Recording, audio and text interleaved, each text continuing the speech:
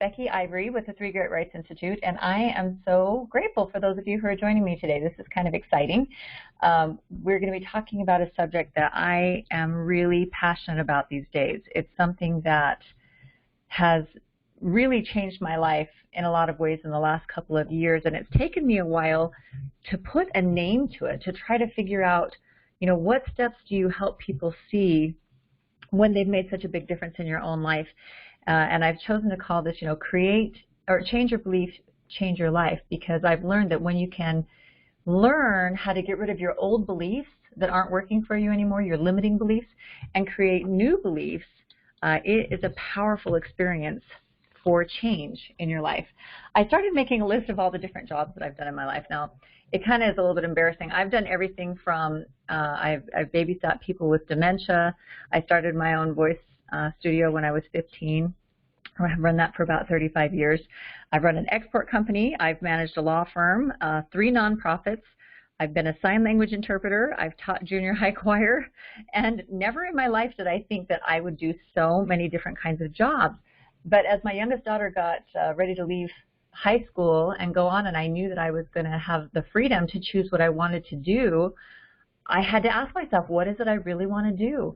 And I realized that of all of the jobs that I've had, the parts of it that I have loved the most has been that ability to help other people overcome their challenge, to see the best in themselves, to recognize their potential.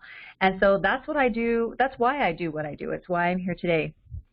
So, on the personal side, I've been a survivor of divorce, of childhood sexual abuse.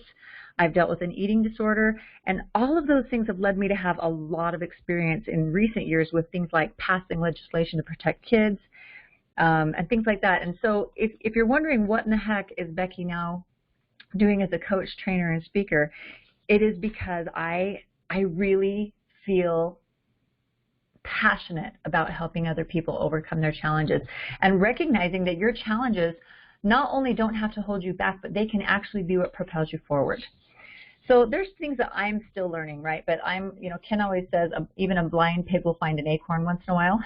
So that's me. And when I find an acorn, I really want to share it with you. So that's why we're here. Like I said, I call this presentation Change Your Belief, Change Your Life. And what I want to help you do is stop buying into your old beliefs, right? We buy into our limiting beliefs. And instead, I want you to begin investing in your liberating potential. That's the goal of today. Now, I promise you before this 90 minutes is over, you're going to have all of the tools that you need to begin creating new beliefs. I promise.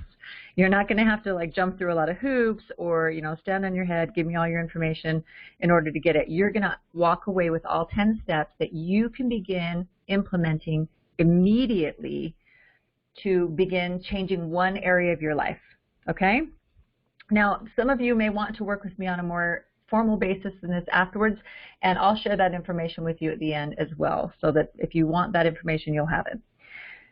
Okay, so if you're joining me by computer, you're going to be able to see the slides that I'm working with today, and if you're joining by phone, don't worry about it. I'm going to keep you in the loop. It's easy to understand without the slides, and it's designed to be completely accessible by phone, so just relax, enjoy yourself. If you want to take notes, I'm kind of a note taker, but let me encourage you, only take notes on the things that come into your heart and your mind that inspire you, that are specific to you, because I'm going to give you a copy of these slides and stuff. You'll always have those written down, but pay attention to those things that seem to be speaking just to you. And like I said, I'll be recording it. You can listen to it as many times as you want. And when we're done, we're going to have some time for Q&A. And if you have some questions that you want to ask, I would love it if you would get in the queue and ask those. But also if you just find some things that really are powerful to you, or some thoughts and ideas that you want to share with the other callers, you're totally welcome to do that on the Q&A part. Now, I just want to say this really quickly. Because we're working with technology, sometimes glitches happen, right? So for any reason I become disconnected, like if I'm talking and the next thing you know I fall off the call, the meeting will actually continue without me, and I can always dial back in. I don't anticipate that being a problem because I am hardwired into the internet right now, but I always like to say that just in case something happens. If you get kicked off, just call back in and we'll be good. Okay, so Oh, what am I doing on step 10? See, those of you who know me, that doesn't surprise you at all. Let's go back to the beginning. Okay. All right. We're talking today about creating your new belief, and the purpose of this is to go from knowing what we're supposed to be doing to doing what we're supposed to be doing, right? They say that the biggest gap in our life is between what we know and what we do. I think that's completely true. You know, how many of you already know exactly what you should be eating in your life? And yet, how often do we actually do it? Or you know that if you were to save more of your paycheck every month, that in 20 years from now, you'd be really glad you did. And yet, sometimes we just don't get around to doing it, right? You all know that if you were to improve your communication skills, the way you talk to your boss, your spouse, your children, your nieces, your nephews, that your relationships would improve. And yet, how often do we work on our communication skills? So I'm going to share with you some things that have changed my life. They've changed my business. They've changed my health. And in general, they've changed my happiness. So I know that sounds kind of far-fetched, but my guess is if I were to ask each of you right now, if you've ever heard something, just one thing that actually changed your life, my guess is all of you could raise your hand. And that's because sometimes our lives can be changed with just a simple piece of truth that we haven't heard before. And so I'm hoping that today you're going to have that experience. But when we have that shift that changes our life, it's because we have a change in something I like to call our learning model. Now, a learning model is just the way you learn to do something. Everything you do is based on a learning model, literally everything. The way you put on your clothes, the way you eat, the way you tie your shoes, the way you fight, the way you make up, the way you do everything, all based on a learning model. Now, sometimes we have learning models of success, and sometimes we have learning models of failure. All of us have both, things that we are really good at it and things that we just aren't. And the goal is to move more of our things out of the realm of failure into more of models of success, right? Now, when we have a model of success, oftentimes we can do that thing on autopilot. So let me give you an example. How many of you have ever driven to work and you park your car in the parking lot and all of a sudden it dawns on you, you have no idea how you got there, right? Isn't that terrifying? It's a little bit freaky. And yet the reason that you can do that is because you have a learning model for how to drive the car, and specifically you have a really strong learning model for how to drive it to work because you do it all the time. You don't have to think about it anymore. Now, don't get me wrong, you should be thinking about it, right? But your brain isn't relying on you thinking about it in order to get it done. So each model, whether it's a model of achievement or failure, gets you a result, good or bad. We want models that achieve success, right? Absolutely. Now, I promise you that whether you and I continue to work together in a mentoring relationship after this or not, I promise you're going to be able to take this home and use it immediately, okay? So there's 3 things you need to know before you can go from just knowing something to actually doing it. In other words, there are 3 things that create a learning model: awareness, beliefs, and principles. Every learning model is held together by these 3 things, and lasting change requires achievement and understanding in all 3 areas, not just one. So first of all, let me ask you if you can ride a bike. Now, most adults can ride a bike, but not all of them. So for those of you who can ride a bike, you have a learning model of success, right? And for those of you who may not be able to ride a bike, you have a learning model of failure. Now that's it. It's not good or bad. There's no judgment. It's just a fact. Now for those of you who can ride a bike, would you agree with me that before you could ride a bike, you had a learning model of failure? Yeah?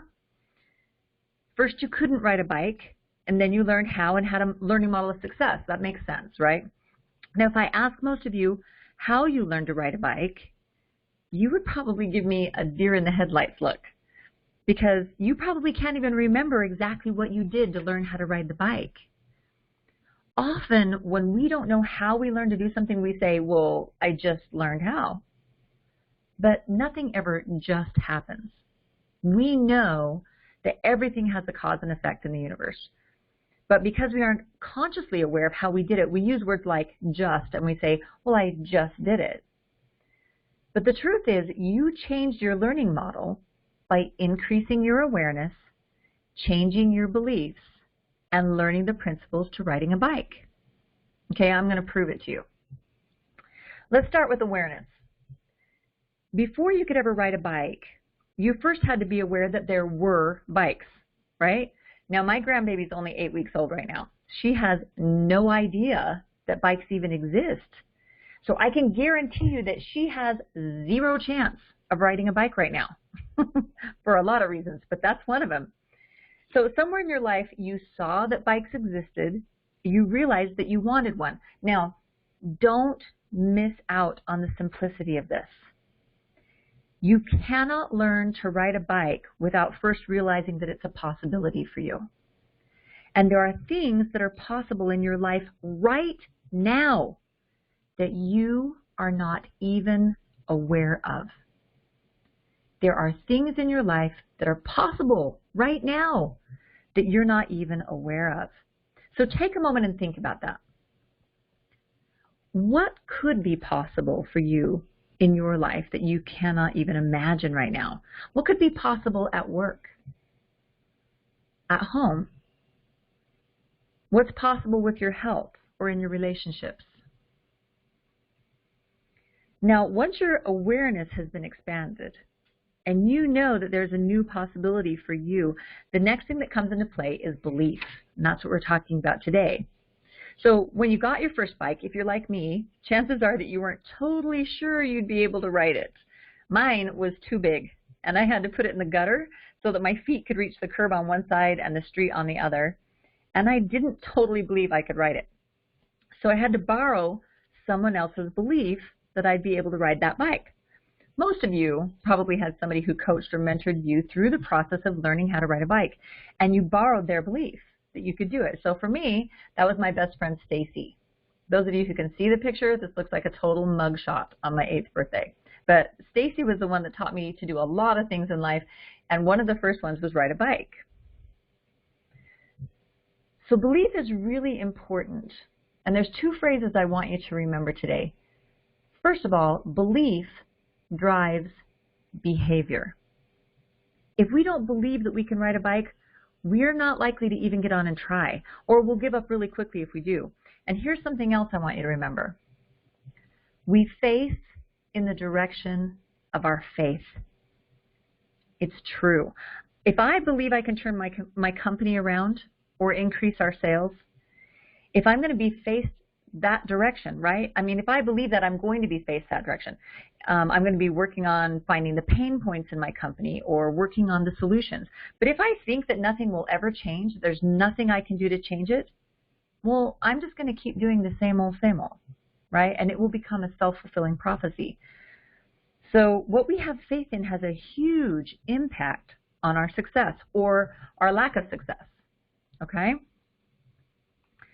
So here I am, borrowing Stacy's belief, and it's time to get on the bike and give it a try. But you know, the very first thing that happened to me, I fell straight into our cactus garden. So my father possessed, or I don't know what possessed him, but he planted a cactus garden right next to the driveway, and that was my very first fall.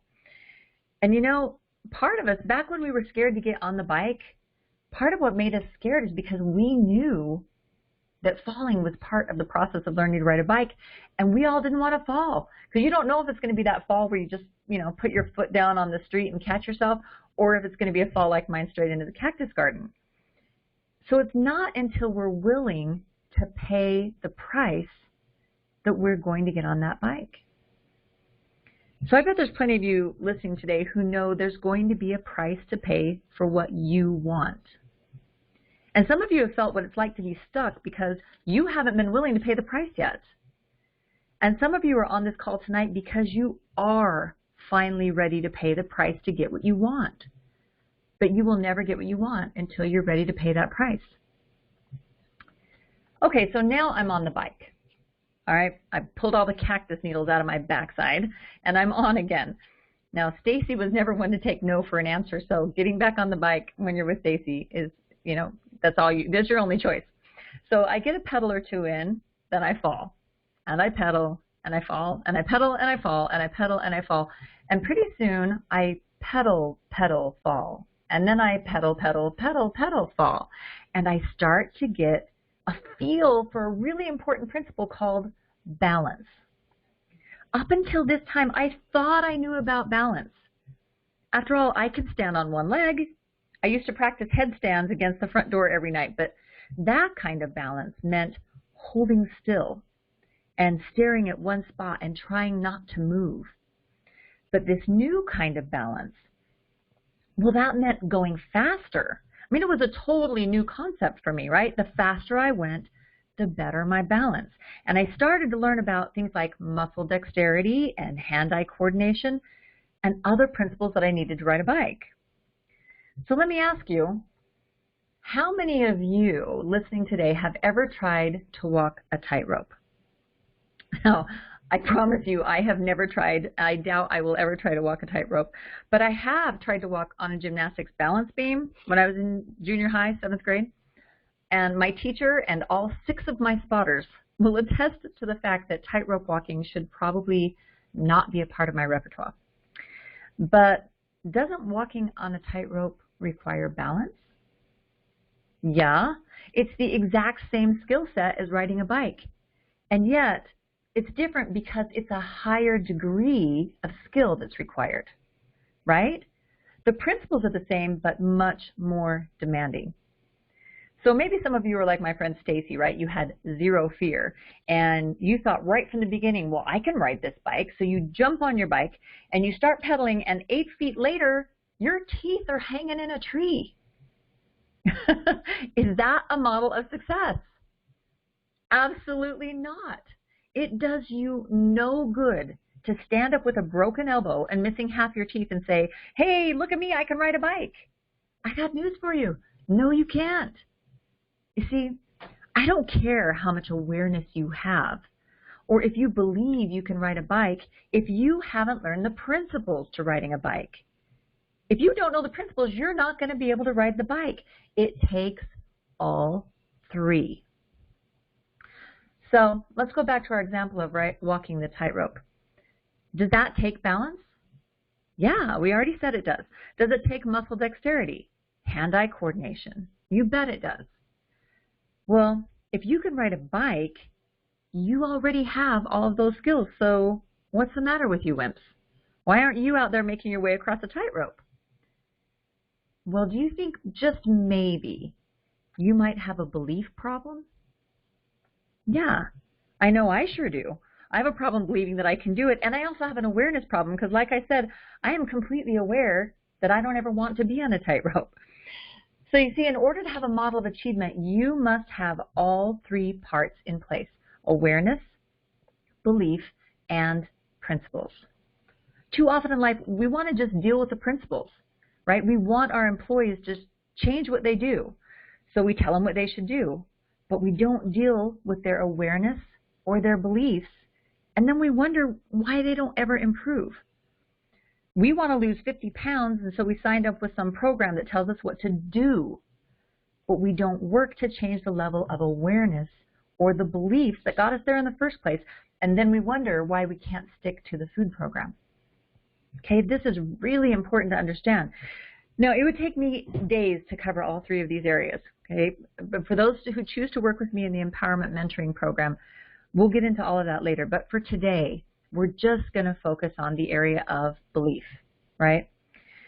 Because belief is so important, and I find that it holds us back, in my opinion, more than anything else. Now, hopefully, since you signed up for this program, you've been thinking about what are the new beliefs that you want to create in your life or in the lives of your employees, of your families. So those of you who follow my blog, which is fromfoodtofaith.blogspot.com, you know that I've chosen a new belief to create, and I've been encouraging you to pick one belief so that we can work on them together at the same time over the next several weeks. And if you haven't been a part of my blog community before, just go to fromfoodtofaith.blogspot.com and join us. And of course, we'll be working intensely on these in the Empowerment Mentoring Program as well. So if you've already signed up for that, we'll obviously be getting into these throughout the process. But it's important that you know what beliefs you're trying to change, what new beliefs you want to create, so that this isn't just some nice listening exercise. I'm not interested in being a motivational speaker. I'm interested in helping you actually change, make an actual difference in your life. Now, it wasn't long ago that I was the heaviest I've ever been. Those of you who can see my slides, this picture was taken a little more than 2.5 years ago. I was 125 pounds over the weight I was used to, and physically I was in some pretty bad shape. My feet hurt with every step I took. My back always hurt, and you can see by this picture that my clothes look like I could have bought them from REI in the tent section. But I had been dieting at this point for 30 years, right? 30 years. Now take a look at this. This is a picture of me when I was 18, a couple of pictures of me. I had just joined my first weight loss program. I was 18 years old. I was right in the center of a healthy BMI range for me. And I was thin enough to be crowned Miss West Valley, which is the beauty queen for my city that year. So if I was already thin, why on earth would I join a weight loss program? Well, in order for me to explain that to you well, we got to go back a few more years in time in my life to when I was just a little girl. I grew up in a middle-class neighborhood near Salt Lake City, Utah. I had 3 brothers, no sisters, 2 dogs. I had a pretty normal life. Now, I did have some things that were really hard, the hardest of which was my parents' divorce when I was 8.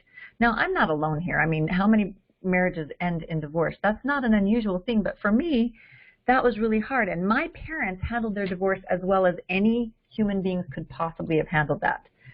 Like, they never talked badly about each other to us kids. My dad moved only about a mile away, and we had no restrictions on when we could see him. And both of my parents still loved us, so, you know, what's the problem? The problem for me was that kids don't always see things the same way that adults do. They don't have that complete point of view. And that experience really rocked my world. The way I saw it, one day, my dad, who was one of the 2 people I loved most in the world, he lived with us. And then within minutes of telling us he was leaving, he didn't live there anymore. For me, that was kind of like thinking you're on solid ground and then having the carpet pulled out from under you. And you're never really sure if you can trust the ground you're standing on again, right? Does that make sense? Anyway, I developed a belief clear back then that I was somehow worthless. That if even my own dad could leave, I must be worthless. I must not be that important. I mean, isn't that sad? I know I'm not alone. You know, like I said, it's a pretty common thing, and it's a common thing for kids to interpret things that happen around them as being their fault. They think that if they could just do something different, that they could prevent bad things from happening. Then when they discover that no matter how hard they try, bad things keep happening, they decide that maybe they just aren't good enough. Well, that's where my own mind went. And just because my body grew up doesn't mean there was this magical day when I suddenly realized that the way I saw the world was inaccurate. In fact, because I saw myself as worthless, I saw everything that happened in my life as being proof of that belief.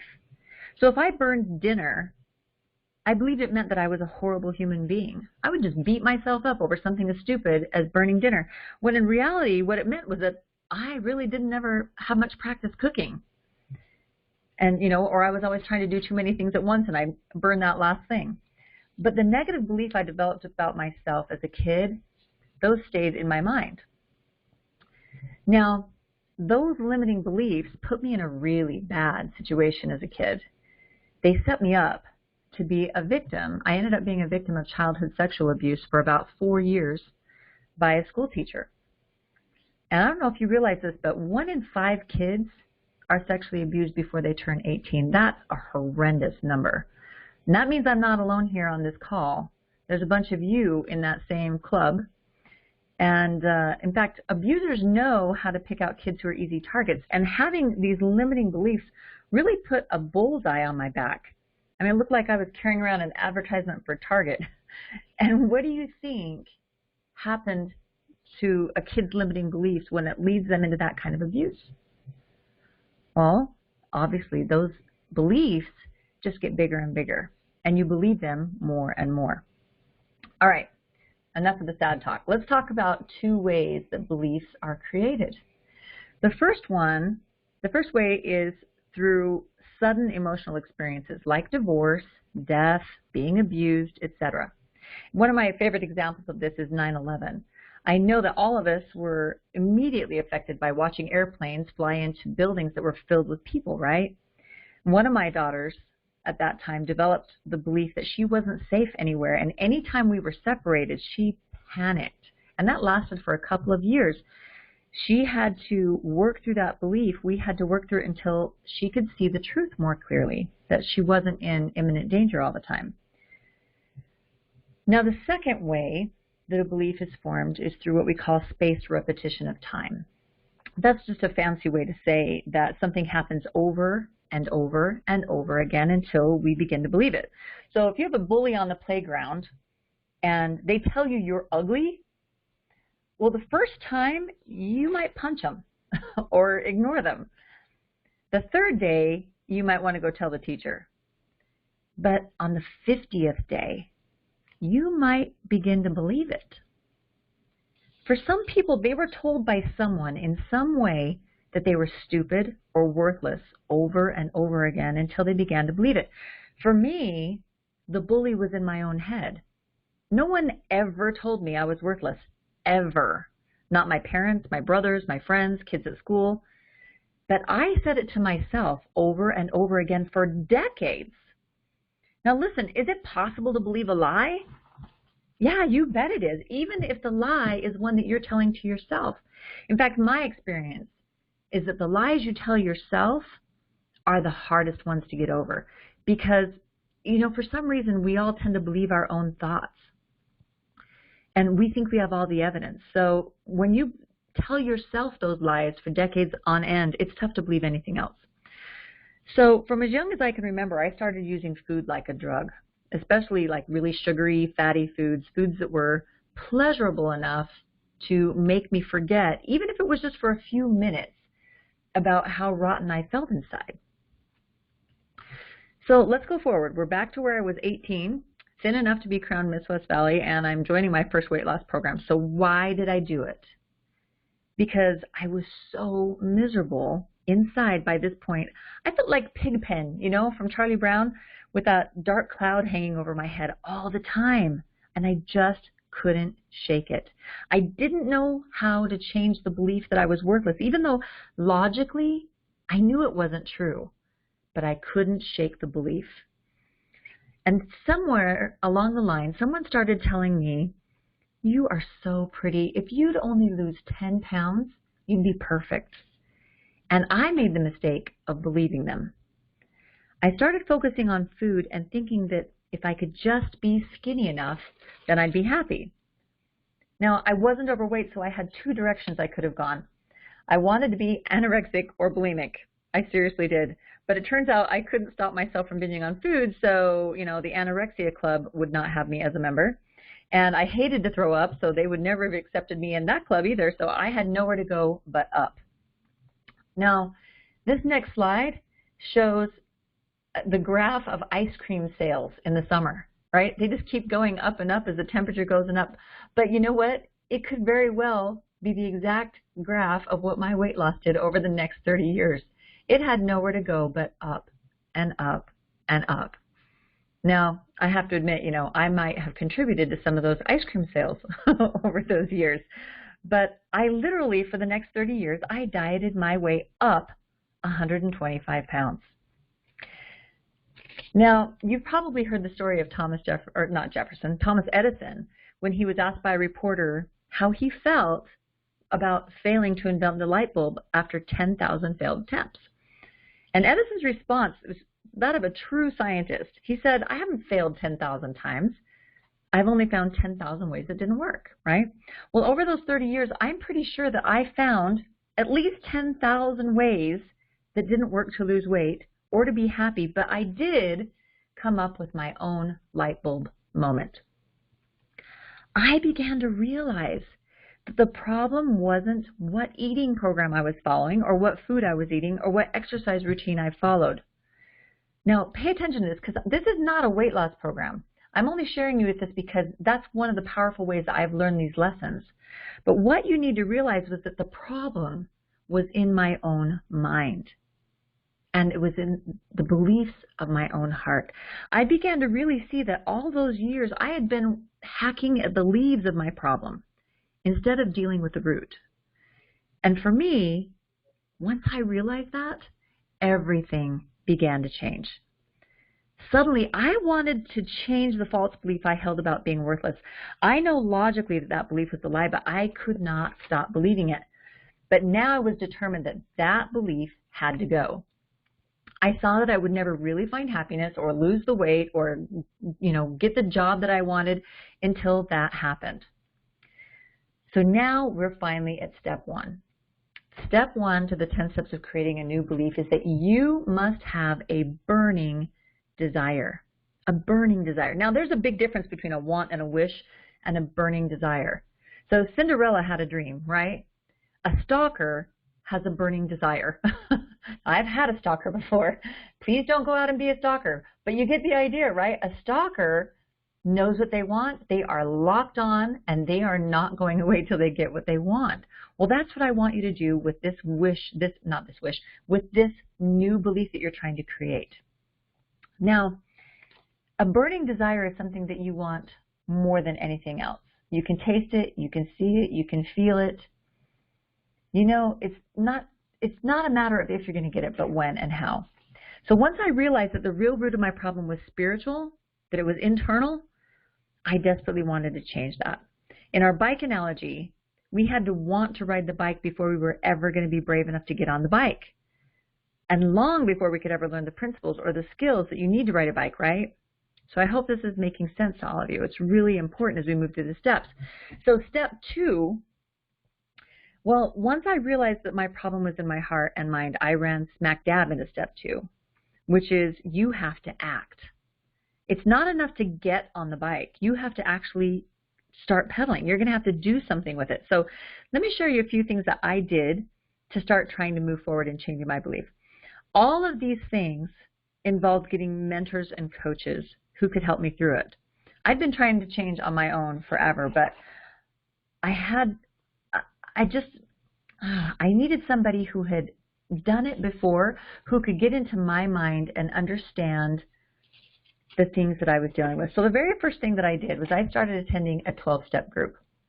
Now, my church has a program called the Addiction Recovery Program, and that was a really powerful step for me because I got an amazing mentor who helped me start being able to take responsibility for my own life, my own thoughts and behaviors. And to be honest with you, I had to learn to stop trying to control everybody else. And it was the first time that I started really experiencing longer lasting periods of peace. I also came to realize that, so often we believe that we can recover. Now, 12-step groups, they like to use that word recovery or recover to describe not using their drug of choice anymore, right? So we think that when we're in recovery, we'll find peace. Now, I came to understand at that time, recovery does not bring peace. I came to understand that peace brings recovery. It's peace that brings recovery. When we finally learn how to be happy, putting down the substances or the behaviors we use to numb ourselves, they're just not needed anymore. So that was the first thing I did. Another thing I did was I read a lot of books, There are some great mentors and coaches out there that maybe you're not able to talk to them directly, one-on-one, but lots of people have captured the things that they're learning in the form of a book. So reading someone's book is like getting an indirect coach or mentor. One of my favorite books on this subject of creating new beliefs is a book by James Allen. It's called As a Man Thinketh. If you don't already have that book, get on Amazon and order it immediately. It's a really small book. It's like 57 pages. You can read it in an hour, but you will study it for a lifetime. He is an amazing mentor. The third thing I did was to go back to therapy. Now, that may not be for everyone, but for me, I was able to get a lot of help in thinking through my situation and my beliefs more clearly. So for me, my therapist was a powerful mentor and coach. Now we're at step 3. Step 3 is that you have to find your yes. Now, what does that mean, find your yes? It means that the world is programmed to tell you no. No, you can't do something, or that you should stay the same. And if you don't believe me, how many times have you heard someone say, well, that's just the way it is in this business. We'll never be able to change that. It's out of our control. Or, we love you just the way you are. You don't have to change for us. Or, once an addict, always an addict. Or, a leopard never changes its spots, right? Our society is programmed to think that people can't change. But if you're really going to do this, whatever it is that you really want, you're going to have to go out and find your own yes. I want to share with you a story about a woman I met yesterday. This is Rachel Green. She's a realtor here in the Salt Lake Valley. She was sharing her story with a group of women in business, and she was telling a story about when she first started her career as a realtor. She started in 2008 when the market was at its lowest. And the team she was with told her that she needed to go door to door asking people if they were ready to sell their homes. Now, not surprisingly, she said she was having very little success this way because at every door, people were saying that they weren't planning to sell, right? Several people indicated they were having tough financial times, and several had recently lost their jobs. So, of course, they weren't on the market to move. But Rachel wasn't about to give up. As she kept meeting all of these people who had no intention of selling their homes because of the bad economy, Rachel realized that it was precisely because of the bad economy that they may want to consider selling their home. So when someone would tell Rachel that they couldn't afford to move because they just lost their job, she started asking them if they were sure they were going to be able to make the payments on their home, or if maybe they should think about downsizing. And if so, she would be happy to help them sell their home before they started going into debt. I mean, that is genius, isn't it? When her entire team was busy calling, you know how when you sell your own home, all the realtors start calling you and driving you crazy? Yeah, so rather than signing up with a realtor, she found that she had a lot of angry people on the phone that wanted them to just stop calling. They were sick of the realtors calling them, and Rachel agreed. Like, she said that she would have been irritated too, but she also knew that being angry was not going to stop the realtors from calling. So she decided to be really direct with one of her callers by telling her, I know exactly how to get the realtors to stop calling you. When the woman asked how that could happen, Rachel told her that it was illegal for another realtor to call if she already had the house listed with an agent. So if they would list the house with Rachel, the other agents would have to stop calling her. Now, believe it or not, it worked. And she began getting contracts when everyone else was failing. Now, Rachel knows you have to create your own yes. I just love that example. So step 4, you must be willing to pay the price. We've touched on this just a little bit when we were talking about the bike, but so often in life, we're not successful, not because we don't have the ability to do something, but because we aren't willing to pay the price. Far too often we negotiate with whatever it is that we want. And last summer, Ken and I took our youngest child to her senior trip, and we went to Italy. If you've ever shopped in another country, you may have learned a little bit about negotiating, right? Bargaining, I don't know what you want to call it, but I hate it. I hate negotiating. I just want to know the price of something, pay it, and be done. I want to walk out of the store with what I want, but my husband loves it. It's like a sport for him. So when we go out of the country, we just tell Ken what we want. He goes to work trying to see how low he can get it for, and we walk away and get ice cream because we're so embarrassed by how bad he's like dickering.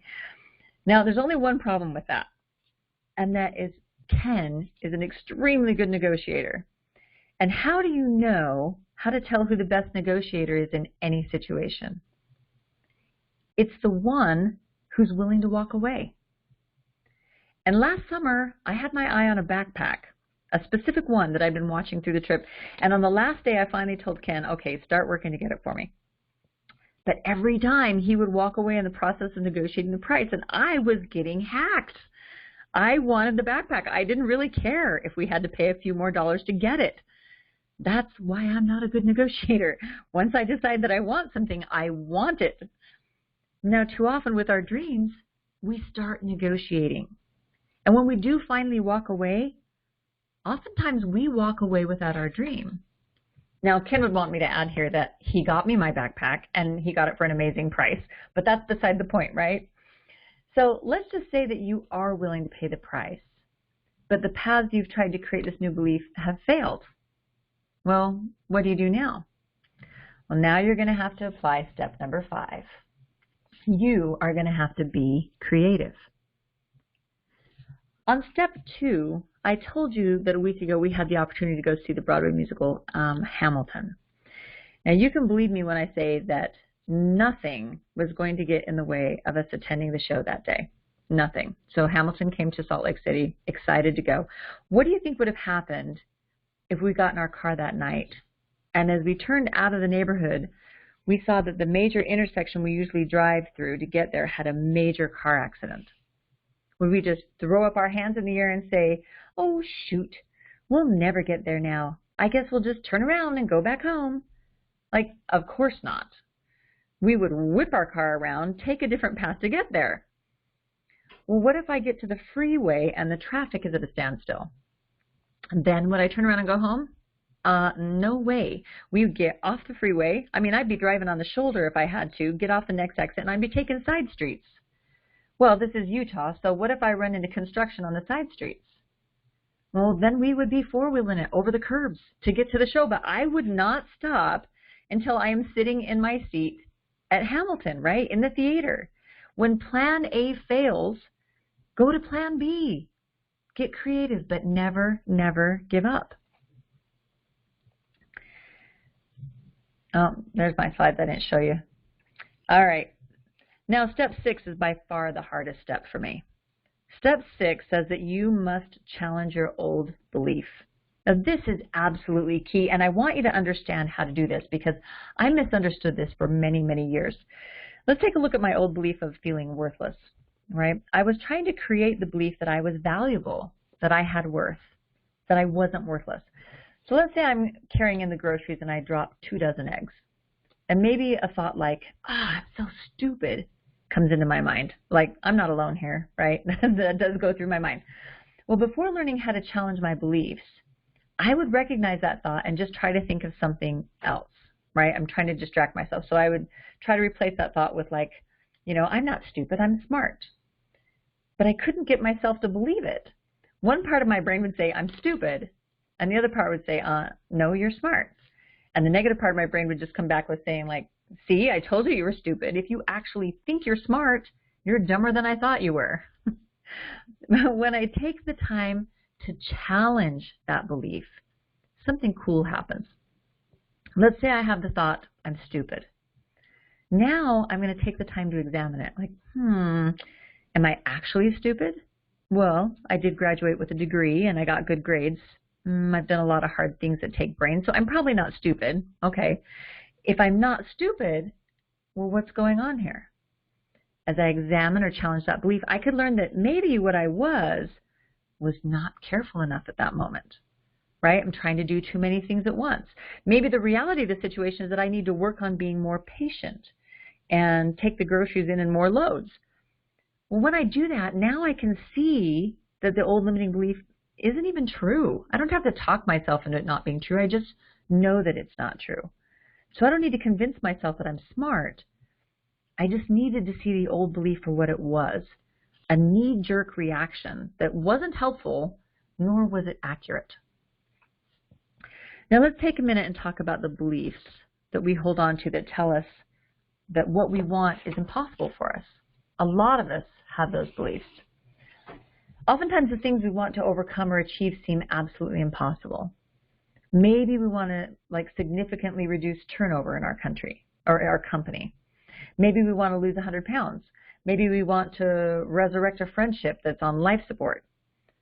Whatever it is we're facing, It's hard to do what we need to do if we believe it's impossible, but what really is impossible? Take a look at this picture of Roger Bannister. Roger Bannister was the first person to ever run a 4-minute mile. And he did it in 1954, okay? In the history of the world, no one had ever run a 4-minute mile. People at the time believed your heart would just stop and you'd drop dead. And yet he did it. And you know what's interesting is that now the 4-minute mile is the standard for male professional middle distance runners. The standard. Think about that. So before that, there were the Wright brothers, right, with the first airplane in 1903. Ever since the first caveman saw the first bird fly, man has wished they could fly. But everyone was convinced it just couldn't happen. Now we all have credit cards in our wallets just to rack up our sky miles so that we can play in Disneyland or Italy or wherever we happen to want to go. And we can be anywhere in the world literally in a matter of hours. How about Marty Cooper? He was the owner of Motorola who invented the first cell phone. Remember those old brick phones? Can you imagine going back in time just 100 years ago, 100 years ago from now, and walk up to anybody out on the dirt streets and pull out your smartphone and tell them that that little piece of metal, plastic, and glass lets you talk to anyone in the entire world.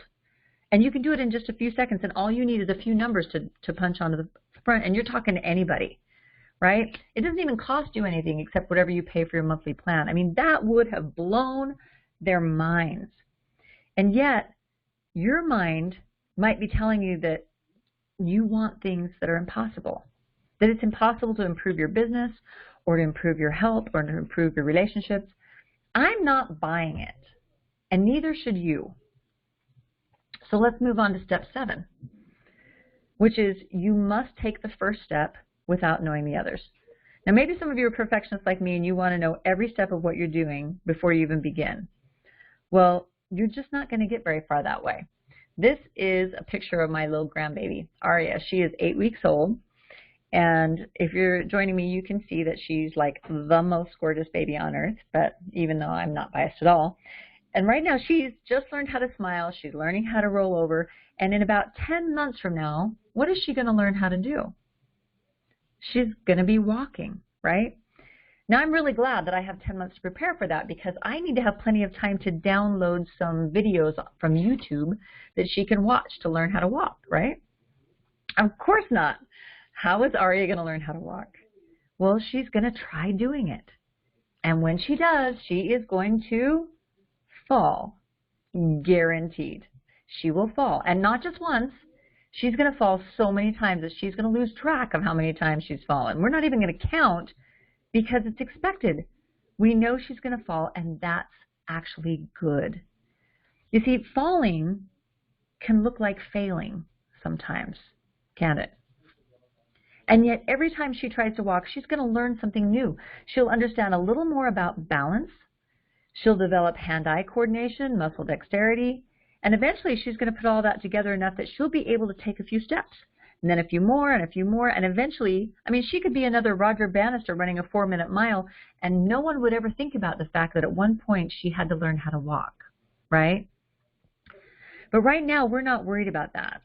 When she's ready, she'll just focus on her first step, and then we'll face the second step when we get there. It's how we do everything. So let's look at step 8. Step 8 is to remember the law of sacrifice. So what is sacrifice? I love words. Those of you who know me know I love words and I love to research what they mean. And Merriam-Webster's dictionary says that a sacrifice is the destruction or surrender of something for the sake of something else. But I think there's something really important to understand here. Let me ask you something. When have you really sacrificed something? If you're a parent, I know you've sacrificed for your kids, right? Maybe your sacrifice was as big as sacrificing your career, or maybe it was something as small as always making your sandwich with the heel of the bread because nobody else would eat it, right? Maybe you've made sacrifices at work to get promotions or to lead others effectively or be financially successful. Maybe you sacrificed to go back to school. I have kids who are turning away good paying jobs right now in order to go to school. But my question for you is, why are they doing that? Well, the belief is that they're giving away a few years of salary now so that when they're done making the sacrifice, which, you know, that's going to include years of study as well as years of repaying student loans, etc. But at the end of that, they're hoping that they're going to make more money or get the job that they want most. In other words, the payoff is going to be greater than the sacrifice, right? When you sacrifice at work, you believe the payoff will be better than the sacrifice. You believe that coming in a little early or leaving a little late or changing the way you do things is going to pay off. If you didn't, why would you bother? You wouldn't. When I sacrifice for my kids, it's because I believe the payoff is worth it, right? The payment for me of being around to raise my kids was worth putting my career on hold for. And happy kids who weren't moping during lunch was worth eating a sandwich made of all crust, okay? So big or small, we don't make sacrifices unless we believe the payoff is worth it. So when we're talking about creating a new belief, the act of sacrificing is going to be you figuring out the value of the thoughts, beliefs, and actions in your life and becoming aware of which ones are most important to you and then acting on that new awareness. So if I have conflicting beliefs that I can ride the bike and that I can't ride the bike, I'm going to have to decide which one of those has greater value and then act accordingly. When I have conflicting beliefs that I'm worthless or that I have value, I have to decide which of those beliefs has more worth to me and then sacrifice the other one. I have to be willing to give up the old thoughts and beliefs, the old actions. Sometimes we even have to give up friends or habits. We have to be willing to analyze the value of the things in our lives and put them in proper place. Okay, now we've covered a lot of material so far. We have just 2 more steps to go. But let me say while we're pausing here, these steps are not necessarily things that you have to do in order, except number 1, right? I'd say if you don't have a burning desire for the new belief you're trying to create, it's going to break down quickly. But all of the other steps can be applied all along the way. So don't think of these as linear steps like when I finish number 1, then I'll move to number 2. No, think of them as part of a moving machine that you're just going to keep tweaking and working on as you go. All right, step 9. See yourself in possession of what you want. This can be challenging, especially when you don't believe that you can have it yet. For decades, literally decades, I tried to picture myself with a healthy body, right? They'd always say, envision what you want. Well, honestly, I just couldn't do it. I had this block that wouldn't let me see myself as anything other than fat. It was like being the Kool-Aid guy trying to imagine myself as Jessica Rabbit. It just wasn't going to happen. But a couple of years ago, I was sitting at a John Maxwell training event in Florida, and Paul Martinelli asked a great question. He said, if you could watch a DVD of your life 3 years from now, just a 3-year highlight of the next 3 years, what would you want to see on that video?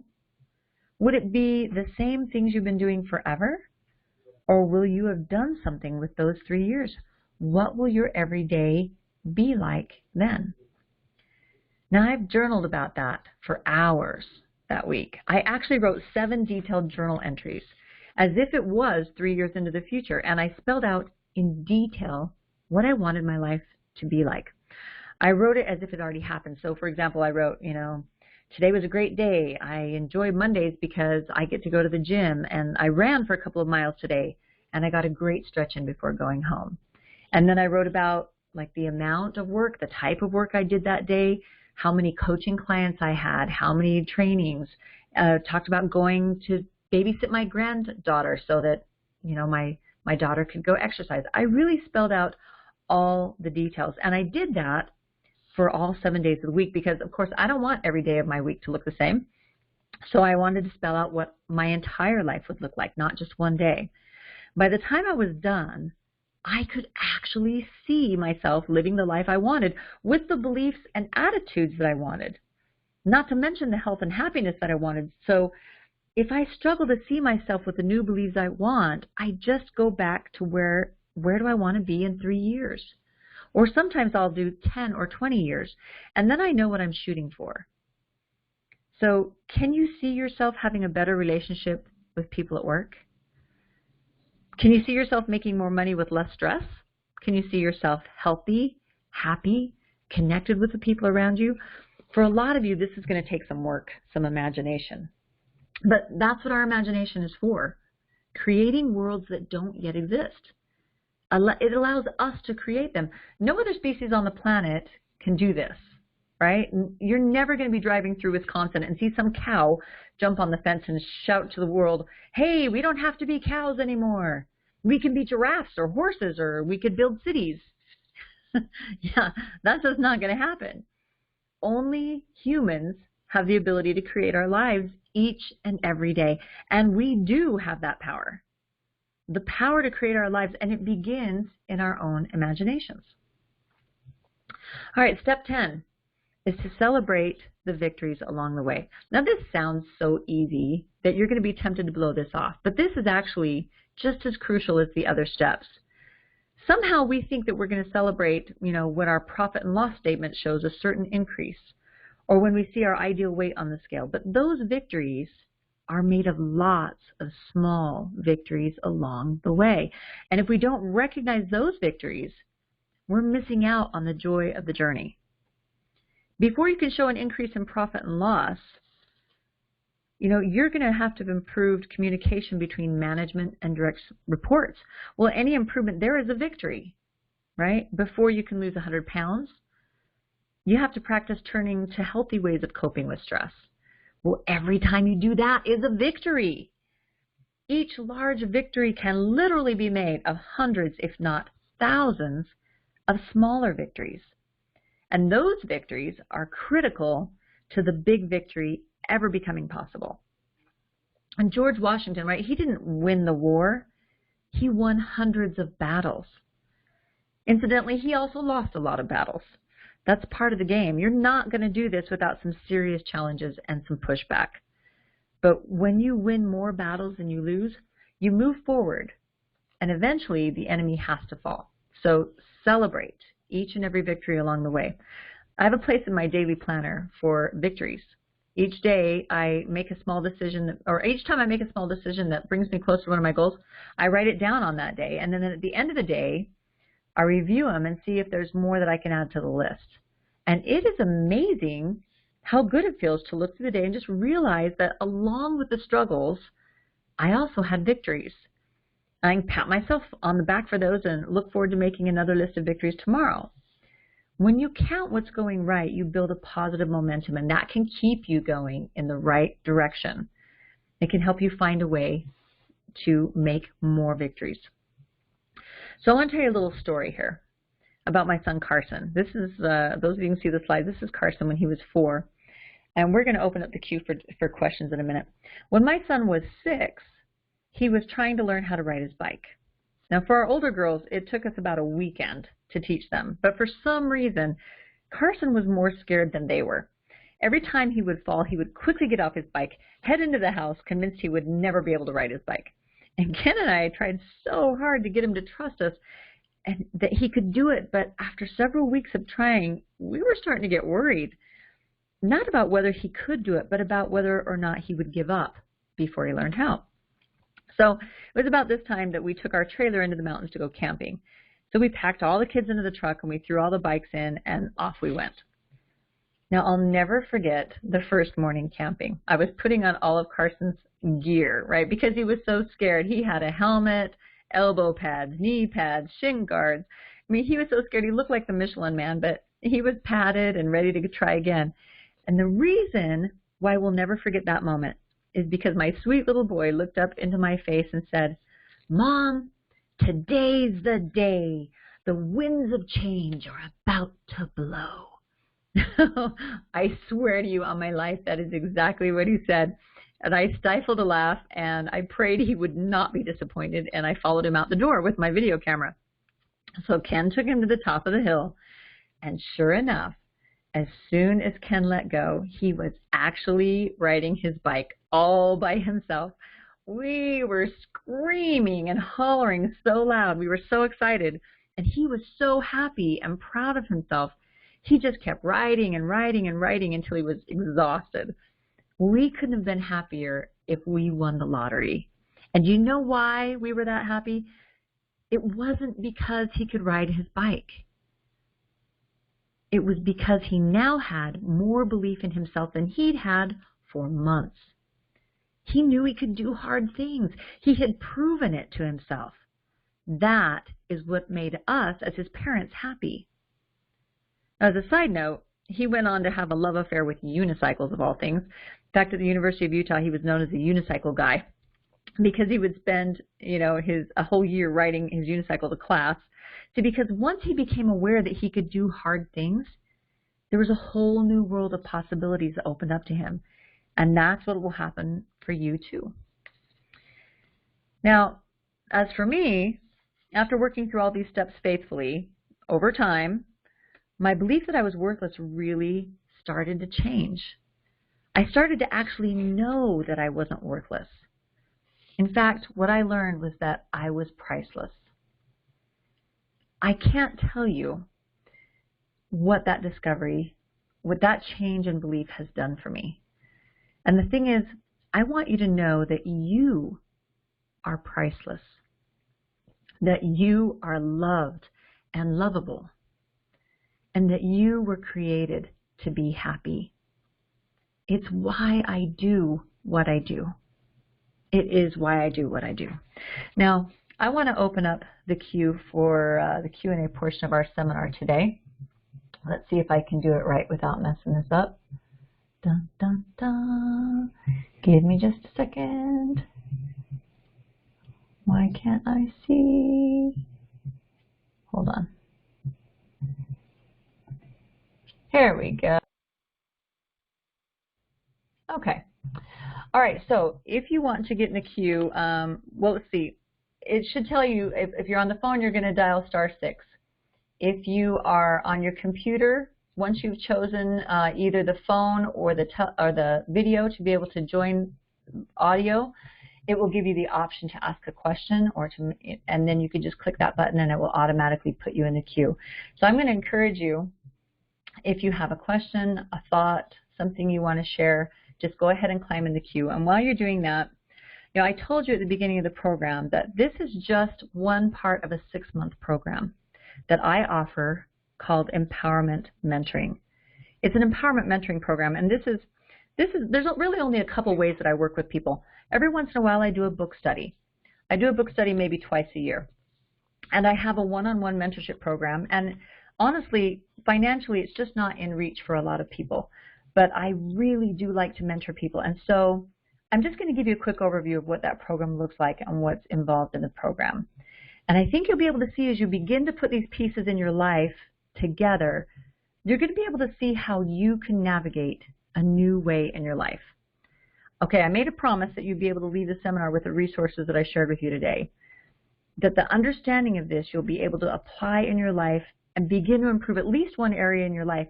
And I hope that you have found that to be true so far today. Now, one of the things that you need to know is, where are you starting from? We all have to know where we are. You're going to have to be able to take self-inventory. And you got to take an inventory of where you are. So you need an understanding of where it is you want to go as well. And how are you going to get there? Who's going to help you on that journey?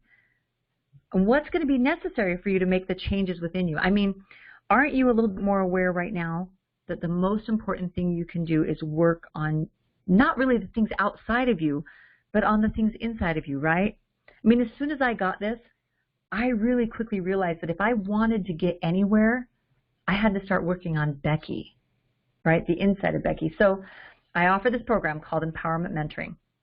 For those of you joining via computer, let's see, you should be able to see a summary sheet, there we go, of the lessons that we're going to cover in this program. I'll send it out in an email after we're done here today, okay? I'll send everybody an email with it. So let me just cover the very first thing I do. It's a complete system. This is going to be a 6-month program. Why 6 months? Because real change takes time. And we're going to help you go through the process of real, lasting change. So the very first thing we do is we start with the comfort zone. All growth takes place outside of the comfort zone. We're going to start by exploring where you are in your current comfort zone. Like, what's the first step outside of the comfort zone? I'm going to guide you through a process and encourage you and share with you some tools and resources to help you overcome the fear and doubt of taking that first step. Because I have found, truly, in my life and in the lives of other people, if you'll just take the first step, sometimes the first step is all the momentum that you need to take the next. Then we're going to go on to purpose, vision, and goals. And I explain how purpose is like the sun. Our purpose is there for a season in your life. Listen, we do things in our lives for a reason, a season, and a lifetime. And you're going to have a purpose that might be with you for 10 or 15 years. And everything revolves around your purpose. And the purpose of purpose is, it's why we do what we do. And then there's vision. Vision becomes our highest conscious awareness of what it is that we want to create. Where do you see yourself? How will you bring forward your purpose in your life? And then from vision, then we're going to establish goals once you have all that in place. So we're going to go from comfort zone right to purpose, vision, goals. And then we're going to do a lesson that I absolutely love. It's a lesson called You Are Perfect. This lesson is all about helping you see that you already have everything you need to be successful. I say we're born perfect and programmed for failure, right? How many of you know that there's some programming you want to change? You've got some imperfect programming, and then after that we're going to go to perception. Making a shift to perception isn't quite as easy as it sounds, but finding the willingness to change the way you look at things, that's really important. And then you can see that we go on to the lesson on drama. I teach that there are 4 pillars of drama, and whenever there's drama in our life, there are 4 things that support that. And then the most powerful lesson is going to be the one on forgiveness. One of the biggest blocks for people moving into their future is oftentimes their past, something that they haven't let go of, or sometimes they're just trying to drag their past into their future. There's some stuff you need to let go of if you're going to make your journey. And most people have never really been taught the process of forgiveness. There's a process. And for most people, when we think of forgiveness, we think of other people and not ourselves. Then we're going to look at forgiveness. So we'll take you through attitude and through the terror barrier, through breaking through those limiting beliefs. I love terror barrier.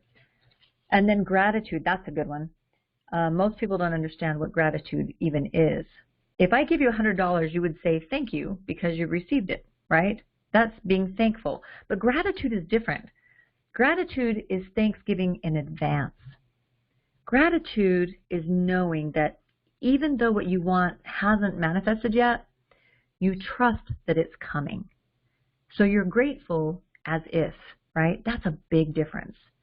And you can see the other lessons there on the summary sheet. Now, let me flip it over here. Like I said, this is a 6-month program. We're going to have contact with each other every week. 1 week will be a lesson, and you'll get some powerful assignments to be working on to apply that lesson into your life. And then the next week, we'll have a live Q&A call where I'll help coach you through your specific challenges in putting it into practice. And we'll share what we're all going through, and you'll get the support you need, okay? All the calls will be recorded. You'll be able to listen to them over and over. If you have to miss a call because of a conflict, don't sweat it. You can access them anytime. You can listen to them going to and from work or whatever works best for you. The calls are all going to be at this same time every week, Thursdays at 5 o'clock. Like I said, they're going to be recorded. You can access them anytime, but that's when I'll be on live. And I'll get you the exact schedule, right, when you sign up. So this program is going to start next week. It's going to start on May 3rd. So you want to sign up quickly so that you don't miss the first week. So again, I'll get you the schedule. And if you miss one of the calls, that's okay. It's going to be recorded. Now, sometimes we're going to do what I call a hot seat call, where I might spend a little bit more time with somebody if I think that their question or their need is going to serve the community as a whole, okay? And then you'll be able to email me questions throughout the week as well. So if you're having an issue on how to apply the principle to your life, you just send me an email and we'll make sure that we have regular contact with you. Now, the enrollment price for this program normally is $997 for the program. And you get everything we talked about, 6 months of every week. And now what I like to do is I like to make it really easy for you. I like to offer a killer deal, right? So I have a recorded 10-disc set called 10 Secrets to Success. And it includes 10 lessons on understanding, honesty and vision, persistent in focus, courage, intuition, leadership, faith, and giving. Now, if you go to my website today, you can buy it for $129, but I'm going to include a digital downloadable version of that into this package when you enroll today. So if you'll go to the summary sheet, you see here on this summary sheet where it says $997, And the first 9 is crossed out, and the number 4 is put there. So you're going to get both the 6-month program and the Secrets to Success program for $497. I can do that today for 2 reasons, because first of all, I don't have to pay for marketing because you're all here. That doesn't take me any more time. And secondly, I'm willing to do it because you have already made an investment of time to be on this free seminar. I found that when people don't make an investment in themselves, they don't do what it takes to make permanent change. And since you have been willing to invest your time today, I'm willing to invest in you. Now, this deal is for the next 4 days, okay, through this coming Monday. So now look, if you're not able to buy it by Monday night, that's okay. You can go anytime on my website, and I will honor the $997 price. So if you don't buy it before the end of Monday, you can still start with me on May 3rd. But this offer, including the free 10 CD set, is only good for the next 4 days until the end of Monday at $497. If you want to buy it anytime after that before May 3rd, it's always available on my website. This is a continuity program. You can join it at any time. But if you want to join before the May date, you can, and I will always honor the $997 price after Monday. So today, I'll stick around after the call. If you've got more questions about the program, I'm happy to answer them. When you enroll by Monday night, you'll also get the digital recording of the Secrets to Success, okay? And so if you've got questions, I'll stick around to answer them. Okay, so let's see who we have on the queue. Let's see if I can do it well, okay? Kathy. Hold on. Dun, dun. I got to figure out how to get you to be able to talk. Okay, Kathy, can you hear me? Wait a minute. I think I just muted you. Try again. There we go. Kathy, can you hear me? I can. Can you hear me? Okay. Yes, I can hear you just fine. Sorry. This is my first time using the free conference call instead of Zoom, and I'm just totally getting used to how it all works. So how can I help you, Cassie? What's your question today? I'm wondering how you discovered what your limiting belief was. Like, how did you discover that your limiting belief was that you are worthless? You know what? The first time that dawned on me was in a therapist's office years ago. And she started asking me, questions, helping me to really discover what sorts of situations I was finding myself in that were triggering me to, for me, the problem was eating and using food to really disconnect from my life. And I started to recognize that it would happen at times where I felt either worthless or powerless. Those were kind of my 2 watchwords. So if I felt that someone was taking away my choices, that would kind of send me into a lot of anxiety and frustration. Or if I felt worthless, if I felt maybe somebody I loved was choosing to go do something else instead of spending time with me, or I felt like I hate to admit this out loud on a recording, but I used to be worried that maybe my kids would be better off without me, right? That they would have a better mom, or they would, I would wallow in this self-pity. And as she helped me start discovering, every time I wanted to zone out, and for me that meant turning to food, it was because something had triggered me that made me feel either stupid or worthless or like I had no control in my life. So that's where it really started. But okay. It took me years from there to realize what to do with that. I mean, I kind of thought, well, if you understand what's triggering you, then it'll stop. But I learned that's not true. Not true for me at all. I had to actually learn how to dissect that belief every time it came up. So now, I still will have feelings like that sometimes, and I have to stop and think through it and say, okay, am I really worthless just because X, Y, or Z is happening? What's really going on? And work through that. And now I can do that pretty quickly. In the past, it might take me 3 days to dissect one situation and figure out what went wrong. Does that make sense? It does, yes. Thank you. So can I ask you a question? Sure. Okay. So what's the process that you have gone through to figure out what your limiting belief is that you want to change? I'm sorry, can you say that again? Yeah. What's your process? How, have you been thinking about, since you registered for this seminar, have you been thinking about a new belief you want to create or one that you want to get rid of? And if so, how did you come up with it? Nothing specific, actually. I just kind of have been working on it in the back of my mind, not really focusing on it, just because I've got a lot of things on my plate. I'm trying to play catch up from being gone for a week. But typically, I have aha moments where I discover things about me through journaling.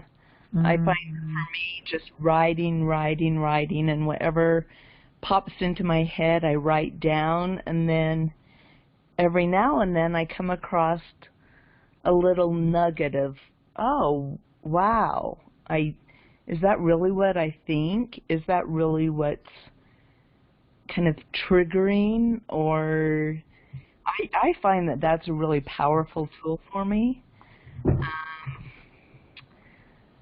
I agree. That's journaling is one of those things that is a powerful tool because I find you discover as you go. Yeah. Have you identified a new belief that you want to create? I'm trying to formulate that. I don't.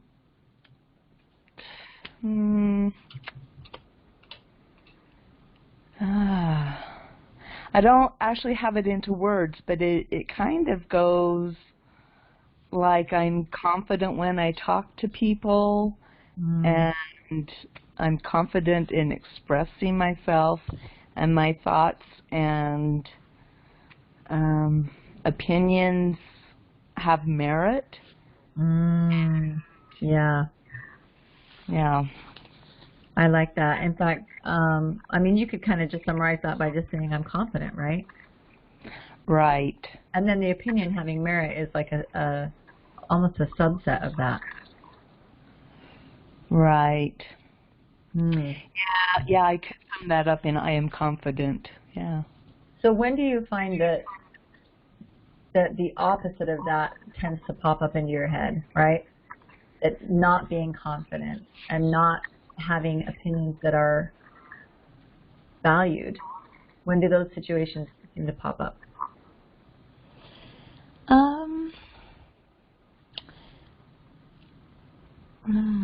It just kind of like when I want to say something, but I'm like, maybe I shouldn't say something. And I really think that goes back to when I was a little kid. That was just kind of the way we were raised. We don't, you don't question authority. You don't, I don't know. It's just kind of the way that we were raised that we didn't ever talk back to our parents. Not that I think that kids should talk back to their parents, but like we weren't encouraged to express our opinions. We weren't encouraged to share what we were thinking, even in a constructive way. It was, this is what you're supposed to do. You're supposed to do what I say, and that's that. So when I want your opinion, I'll give it to you? Yes. So that's a belief that you developed really young, right? Yes. So what situations would you like to be able to say what you're thinking without really questioning that? Oh boy, all sorts of, like every situation.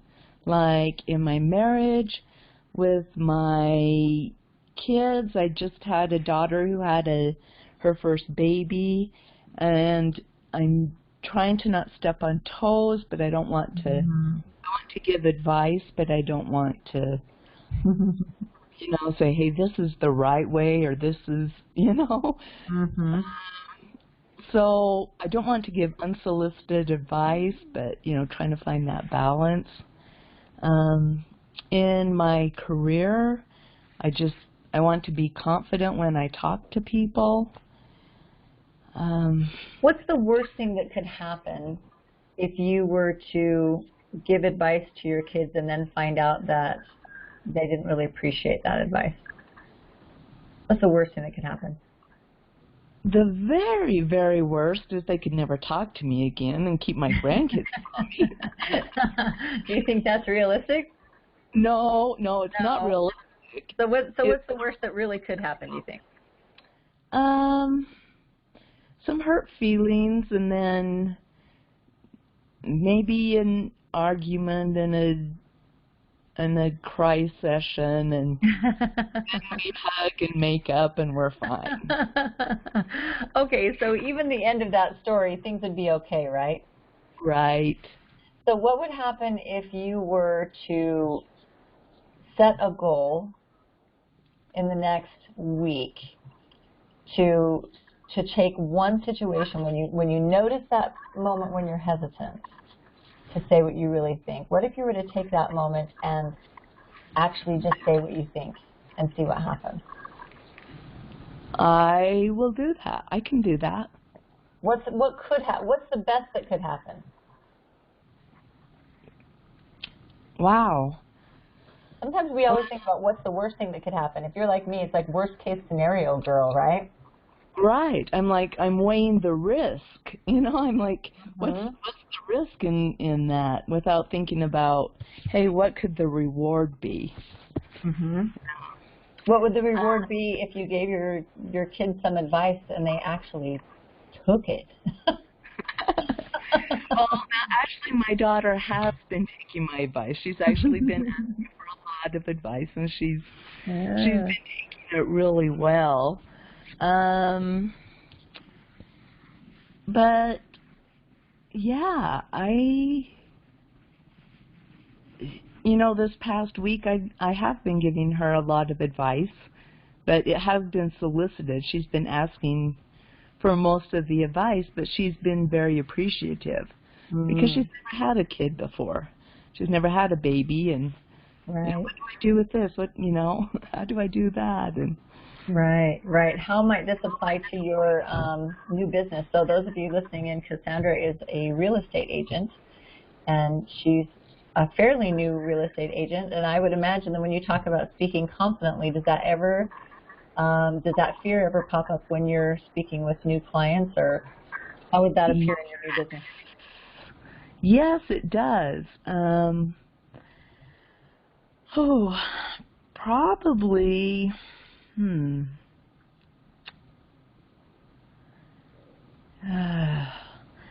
It's because I have a client now that I don't really know her that well, so I'm trying to test the waters of, do I say something and then that alienates her? Because it's just a matter of opinion. She's asking me questions about her house. I'm helping her sell, But she says, would you take that out, or would you leave it there, kind of a thing. Or what else do you see?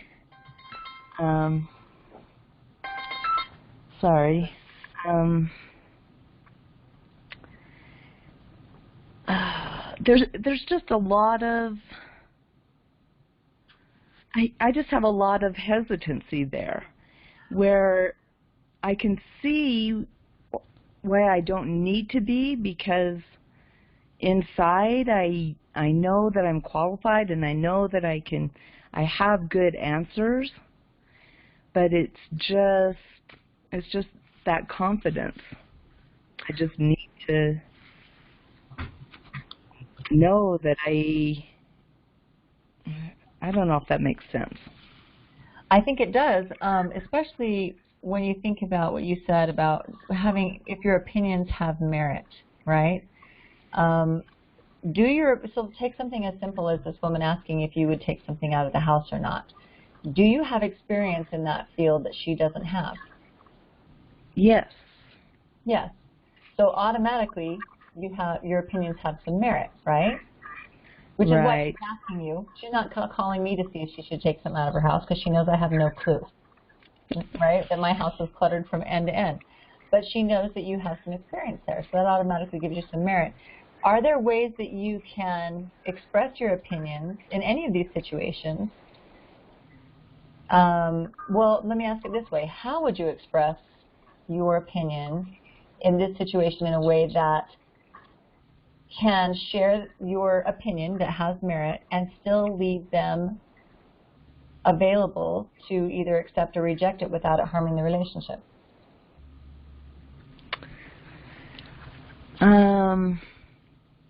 Well, if I qualify it by, well, in my opinion, or what I've seen in other cases, or, so if I qualify what I say with, Yeah. or it's been my experience, blah, blah, blah. Right, right. When we come from a place of humility, when we realize that we don't have all the answers, then I think when we present what our opinions are or the things that we see, we don't really have to be worried about that because we're leaving room for them to make a choice. We're just giving them one more piece of feedback to consider. Right? Right. I mean, the same can be true with your daughter. If you say, this is the only way to raise this kid, I imagine she's not going to invite you over very often. But, what are some ways that you can couch the same kind of thing to your adult children? I mean, I could do the same thing. I could say, in my opinion, or it's been my observation, or, this way has worked for me. Mm-hmm. Absolutely. Yeah. Absolutely. But the truth is, your opinions have a lot of merit. You've raised 3 kids. Uh-huh. Right? So I think part of you examining your old beliefs, right? Taking that step 6 and challenging your old beliefs is when you get that moment where you suddenly feel like, should I say this or should I not say it? Right? Is my opinion, does it have merit or not? Just take a second and ask yourself, well, does my opinion have merit? Do I have something that may be of value? Do I have some experience I can share? Is there a way I can do that in a way that gives them all the freedom and ability to take it or leave it, and it's not going to harm our relationship? And then I think you'll see really quickly that it's pretty painless to share that opinion, right? Right. So part of your thing I would say is challenging those old beliefs that, you're not a 4-year-old kid anymore and you're not talking back to anyone. You're simply sharing a thought you have. Right. Does that make sense? It does. It does. But sometimes I feel that trigger, like all of a sudden I feel like I'm that 4-year-old girl again. Mm-hmm. Mm-hmm. There's a great woman named Janine Roth writes some interesting books, and she calls that little part of ourself our ghost child, our ghost children, right? These little parts of us that are created when we're kids that we still hang on to those fears, those limiting beliefs. For me, I call it my mini-me, right? My little 8-year-old mini-me that was created who somehow is afraid of being left. Right? I'm always afraid of doing something or saying something that people will abandon me. Right? And so we have to constantly take a minute when you feel mini-me or that ghost child speaking up to actually examine that. Okay, well, that must be really frustrating to feel that way. And as a child, it's hard to feel like your opinions don't matter. It's hard to feel like nobody wants to hear what you have to say. And that can be painful. And even worse is we try to protect ourselves from the results that happen when we were children. So when you were a kid and you were given that belief, don't talk back, don't give me your opinion unless I ask for it. Did you feel some rejection or some pain there? Yeah, I would say so. I'm not sure if I can. I'd have to work on figuring out what emotions, but shame, not being accepted, not being enough. Yeah, not being enough. Yeah. So, you know, what's really going on is you've got this protector part of your brain that says, oh, don't say that. If you say that, you're going to be rejected. If you say that, they're going to think you're not enough. If you say that, there's going to be distance between you and them, right? Right. And so we have those parts of us, the part that's afraid and the part that wants to protect us from that ever happening again. And that's when we have to take that little kid. In my mind, I'll just put her right on my lap and say, you know what, let's have a chat. When you were 8, that might have felt really true, but you know what, you're not 8 anymore. And this is not a scary situation, and you do have good opinions, and you do have something you can help them with. So watch, we can do this differently. We can do it like this, and it's going to be fine. And every time we do that, we kind of heal that little kid inside of us a little bit more, and we develop trust with ourselves that, oh yeah, I can do this. Oh yeah, I am enough. Okay, it's okay. Yes, wow. Phew. Good stuff. Yeah, there's a lot to learn.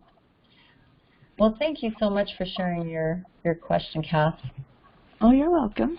Thank you. Anything else I can help you with? Probably not at this time. Okay, great. I mean, sure. I mean, but you don't need to go on for 2 years, so. Okay, you're good. on phone call. Thanks. Okay, so before we end here, we've just got a couple of minutes left. I'm going to share with you. Actually, it's 6:30 now, but let me share with you quickly the belief that I'm working on changing right now, because I think we all have a huge list of them we can work on. And if any of you want to share one that you're going to work on, you're welcome to get back in the queue. If those of you who have to go, because it is 6:30 and you drop off, I'm not going to be offended. I totally get that. But on my blog over the next, I don't know, several weeks, I'm just sharing my process of changing a new belief with you. And the new belief I've chosen is that I choose to stay connected with myself, with God, and with others. And the reason I chose that as my belief that I'm going to work on is because when I get high levels of stress, I tend to want to disconnect from that. And I can disconnect with that. For me, the food is still the challenge when that happens. And I do that to disconnect, to have to kind of get through it without thinking, right? If I've got a deadline for work and I'm stressed out about it, it's easier to go through that with a bowl of licorice at my side, right? And I want to choose to stay connected in my life. And in order to do that, the first person I have to be connected with is myself and get really clear on what am I struggling with? What are my challenges right now? And then I have to make sure that I'm connecting with God, because for me, that is a source, that is the source of peace for me and the source of truth, right? When I want to counteract those lies that I'm believing, I need to turn to that source of truth to see clearly. And then connecting with others, because I don't know if you're like me, but when I turn to compulsive behaviors or to behaviors that I don't like, I'm usually isolating from other people. I want to be alone. I want to do it in private. I just want to decompress from my life. And we all know that the opposite of addiction, well, maybe you don't know this, but the opposite of addiction is not giving up the thing you're addicted to. The opposite of addiction is connection, right? When people are addicted, they are disconnecting from the world. And we want to make sure that we're connected. It's why we're here. Well, with that, I want to thank you guys for joining me today. It really means a lot, and I've had a great time sharing these things with you. I hope it's helpful. I will make sure that to get this video put onto a private YouTube page today, and I will send you an email probably later tonight that will have a link to this recording that you can watch over and over as you wish. And I'll also give you some links to the forms to fill out for the Empowerment Mentoring Program. And if you didn't hear me mention this, or actually I didn't mention it on here before, that is a program also that businesses will offer as kind of a benefit to all of their employees. And if you are a business owner and that's something you're interested in, contact me because it's an incredibly steeply discounted rate. And I go by how many employees you have. So if that's something you're interested in, let me know. But again, the 6-month program is available through Monday night at the $497 price, and after that, it's always available at the $997. And so if you have any questions, just contact me. I think you all know how to do that. And I hope that this has been a powerful tool to help empower you in your pursuit of happiness. So let me, if I'm going to do it right, I'm going to end. And I want to unmute you all if I can figure out how to unmute you all. There we go. Okay, thank you so much, you guys. Thanks, Becky. Thank you. Have a wonderful, wonderful night, and we'll see you all another time. Thanks, Becky. You're welcome. Bye. Bye.